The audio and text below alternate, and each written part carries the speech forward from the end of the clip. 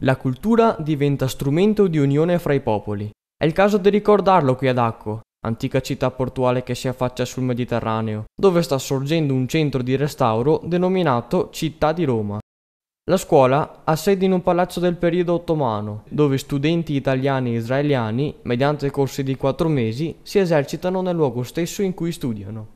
The building was bought by the Israel Antiquities Authority a few years ago from the owner. La struttura è stata comprata qualche anno fa dalle autorità israeliane per essere restaurata. Il proprietario visse qui fino a quel momento. Era stata usata come hotel per lungo tempo. Dopo l'acquisto è diventata scuola di restauro. Into a school for training of restorers. We have a fantastic collaboration. Abbiamo una fantastica collaborazione con l'ambasciata italiana in Israele, che assiste allo sviluppo di tutto il programma e cerca fondi per la promozione della scuola. Ora abbiamo collaborazioni con l'Università di Venezia per il restauro.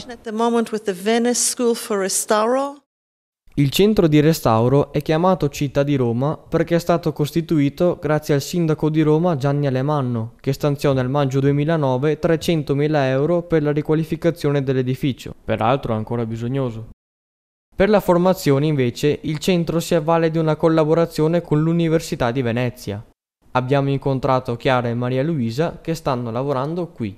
Noi siamo delle restauratrici di Venezia, della scuola di Venezia, dell'Istituto Veneto per i Beni Culturali, e siamo venute qui per fare uno stage appunto di questa scuola, e noi restauriamo il soffitto di una stanza sopra. Adesso saliamo e vi mostreremo la stanza dove stiamo restaurando il soffitto. Seguiteci.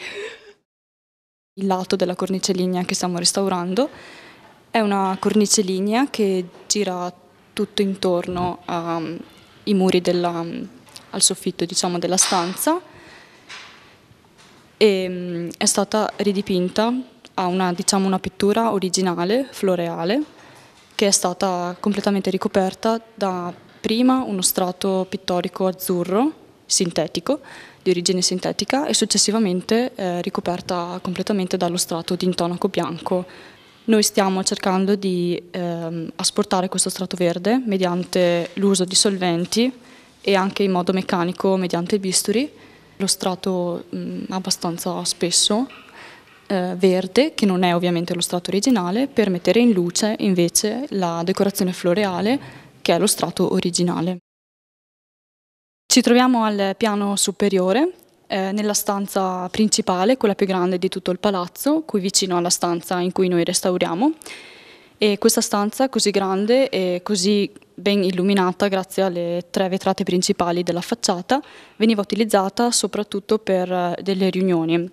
È molto decorata e costituita da queste colonne portanti con archi a sesto acuto, e inoltre possiamo vedere appunto anche il ponteggio che serve a mettere in sicurezza il tetto pericolante a causa appunto di infiltrazione d'acqua dal vecchio tetto. Un tocco di italianità in e da Israele fa sempre piacere. Un saluto da Acco da Luisa e Chiara.